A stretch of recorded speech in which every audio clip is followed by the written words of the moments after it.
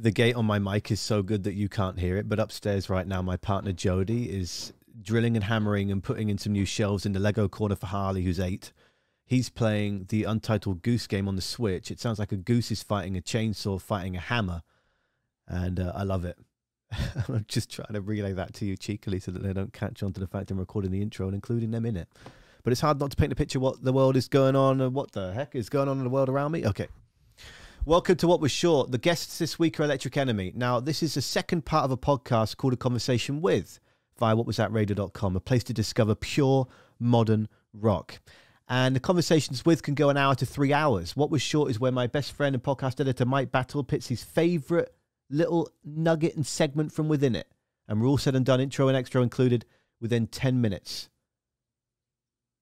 In this little short, Jim and Orlando and I will dive into the detail and context behind where do we go from here, the song that first brought me attraction to this incredible rock band, Electric Enemy. For more, go to whatwasthatradio.com, and I really appreciate you being here. Whether you're watching on YouTube, Instagram, or the website, please consider sharing and liking, subscribing, and the usual. Here's What Was Short with Electric Enemy. I have absolutely annihilated trying to sing along to this in the car driving to get the shopping so many times. Awesome, man. Thank you. So that's the first thing that stood out to me when I heard this song was that whistle. And that was when I knew that this is a band that like the detail. And I'm huge on the detail because you are creating a soundscape, you're building theater. So and pardon me for being so simplistic with my questions right now, but where did that idea come from? Because it latched me. So the idea of the whole song or the whistle? That whistle, and then let's work backwards to forwards, yeah. Yeah. So the whistle, basically, I like to kind of, and like as a band, we like to kind of try and introduce something different every kind of, a few bars or something like that, because obviously the human mind, I think we've got like a shorter attention span now than even goldfish. Yeah, exactly.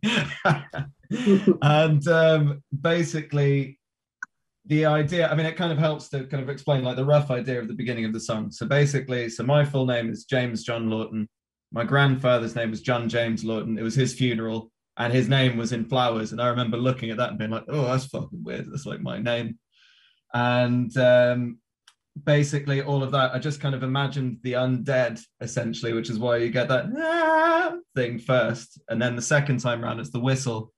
I just kind of imagined like an empty ghost town and a really nasty looking skeleton on a horse riding in, and kind of like all you can hear is like them whistle as they go into town and everyone shuts the shutters and all that kind of stuff. So that is the origin of Thwhistle. Yeah. And that builds into the end, the big crescendo and the chorus of vocals at the end that will play here.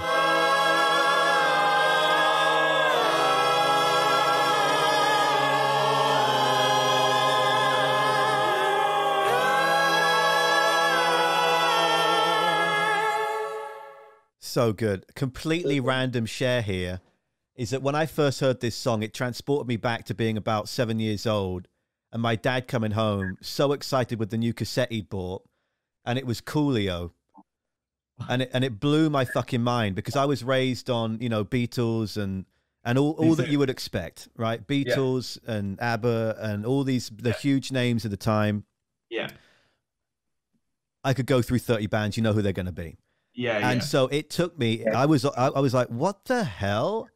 That's probably not even in my language at that age, but I was like, what on earth are you doing? And he's like, it's the chorus vocals in this, son. It's the chorus vocals. And it was I terribly now forget which Coolio song it was, but it was the whole record with, obviously Gangsta's Paradise was on it at the time and Going to Heaven and just that reminded me of that. And that's one of the most favorite things for me when listening to music is how you are going through the tale and the story that you, Electric Enemy, are laying out, but then it triggers these thoughts and these flashbacks to, oh my God, that. And I'm not sure why that is, but I felt that you need to know that for somehow that inspired like, that. I think any way in which like music can transport people, because it does. It's like, it's so weird how it works, isn't it? And it can be any band, any song, like a note. The sound of a piano sometimes can make you go like, oh wow, I remember that day or whatever it is. I mean, that's really awesome because I loved all of that stuff as well growing up. Like number one band for me are the Beatles, always will be, just because I grew up on it, and also just, I mean, wow, you know, like pretty good. But yeah, I mean, like that choir at the end, I remember Orlando and I went in together on that day, and basically I'd had this idea to kind of make a hell choir, is what I kind of called it. And yeah, it just kind of started layering and going beyond and beyond. And what we always like to do is kind of, if we've done something and we're all just kind of like, cool, at the end of it, we haven't really pushed enough. But if one of us comes up with an idea and the other one's just kind of like, that could be a bit weird, like, I don't know, that means that we are, you know, like exploring something. So when I went for like the high note, I didn't even know I could hit that note until I tried it, you know. Yeah. So yeah, that is actually, it's probably my favorite Electric Enemy song, that one. Yeah, it's pretty great, and I like the fact that so when we recorded it, so Jim recorded the whole choir. So the choir has a name, and everyone in the choir has got a different personality. Yeah. What's the name of the choir? So I call myself the Swivel Sisters. And I don't know why, but I like to like change my body according to like the bass note or the next note, change the shape of the mouth, maybe be a bit more nasal in some of them, and kind of yeah, the one at the top has all of the thrill, I guess.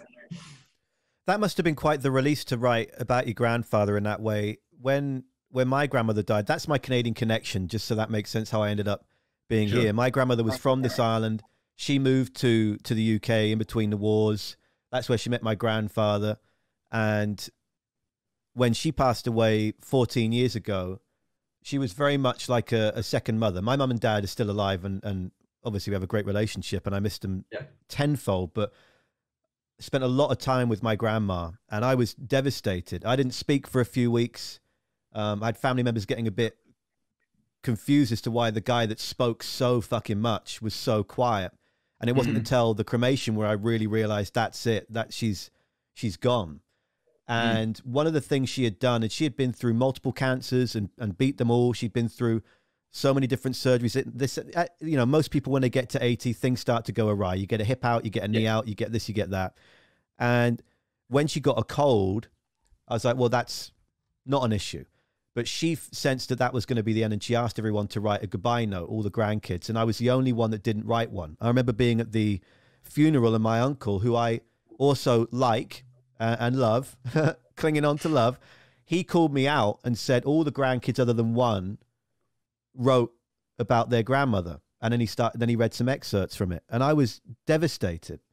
And so the week after that, I was going into the studio with my friend to help me make my most serious radio demo yet. And I mean, I'd written like an intro song. We were gonna play all the instruments and record like an actual jokey intro song, all those little IDs and doing fake reports and just trying to showcase all these different things I could do. Yes, I want to be on the air talking to rock stars, but if you need me to write and read news reports, if you need me to write and read commercials, I wanted to show everything, just a passionate ball of energy, just bring me in now.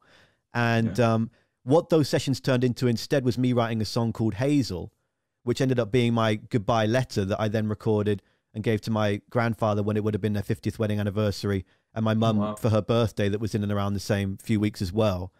And that was a massive metaphorical weight off my shoulders. But see, the difference with that, Jim, in Orlando, is that that's kept within house. You've got to go and perform this song over and over and over again. How do you ground yourself? How do you ready yourself to do that? Because that is an awful lot of energy. You referenced looking at the flowers and thinking, shit, that spells my name. How do you prepare yourself for that? Yeah, you know what? Can I say something? I don't think Jim knows about this, but I had every time like we play that song, I have the same feeling because my grandfather had my same name as me. So I have the same thing, you know. And I remember like every time I go like to the tomb, it's like, oh, that's my name. It's weird. I got that feeling. So I kind of relate to the lyrics, even though I haven't written them. So yeah, there you go. I think that the thing with where do we go from here is kind of like, I think up until that point, like everything that we've written and stuff is always very honest. So like the beginning idea, I think maybe quite selfishly, it was kind of about my granddad in a way, but I just kind of got lost in the idea of my own kind of mortality and stuff like that. And like having dealt with every mental thing under the sun, like you name it, like one of us in the band has probably got it. Basically, I just kind of, it's the first time where I actively decided, right, I'm going to write a depressing song, which isn't depressing, just like an honest song about being at your own funeral, no one caring that you're dead. And basically just the kind of futility, which I think is always kind of playing in the background of anyone with kind of depression's mind, is the whole kind of thing, you know, is this the final hour? If so, I don't know if it was worth the wait. Because, you know, every now and then you catch yourself just kind of thinking, it's like, isn't this great? We're doing this radio interview. It's awesome. We just released a single today. It's awesome. We played Isle of Wight. And then every now and then, I don't know if, you know, everyone feels this way, but I certainly do. Sometimes I just kind of go, yeah, but what's the point of anything? It's incredible. But I mean, you know, and that's part of life. Like death is part of life. But I love the fact that this one has absolutely no hope, and it's kind of like my kind of shadow side, which I was allowing to kind of come through, and kind of put on like a bigger, more aggressive voice than I would naturally sing in. You know, the where do we go? It's like that kind of like guttural thing, you know. But yeah, that one, whenever we play that live, I still get shivers from just delivering that bit. Because when Orlando comes in with his guitars, when Tom comes in with the drums, and we use some of the harmonies as well, like all part of the live thing, you just feel the massive kind of just weight drop in the room. And it's like, it's one of those times where a song just, I think it's got its own life 100%. Like, I don't think it's got anything to do with any of us, if you know what I mean. It's just like, the song is just kind of like, it comes to stay, mess with everyone's head, and then goes away. And you're like, what the fuck just happened? Yeah. You know? Orlando, what were you going to say, Orlando? The funny thing is that this song, even though it's quite serious, it has been played by the Love Island. It wasn't on Love Island. This very song, which is like a very weird choice. Like, I would never thought that obviously was, very grateful to ITV and all of their partners. Oh yeah, no, we really loved it. It was just like, please feel free to use it again in The Bachelor, or if The Rock of Love comes back with whatever his name was. Yeah. Yeah. That is hilarious. Thanks for sharing that, Orlando, because I could just picture two fucking wannabe A-listers and this dramatic amount of close-ups, extreme close-ups, and but babe, we had such a great dinner on the beach in this false livelihood that we've been built around with the champagne. What's the script? Fuck. What am I meant to say? Oh, but we had such a great time at the beach, babe. And then this is you blaring, where do they go from here? Yeah. We genuinely thought people were joking when they were just kind of like, oh, I just heard your song on Love Island. It was just like, yeah, no, you haven't. So you didn't even know? About? No, we had no idea. Those two are flipping wonderful. If you want to hear the entire conversation, watch it or listen to it. It's out on all the podcast platforms. It's on the YouTube and whatnot. You can find out more by going to whatwasthatradio.com/podcast. And whatever you're doing the rest of your day, and as always, please look after yourself. And I hope there's some fun and smiles involved in the rest of your day too, because we've got to cherish that positive.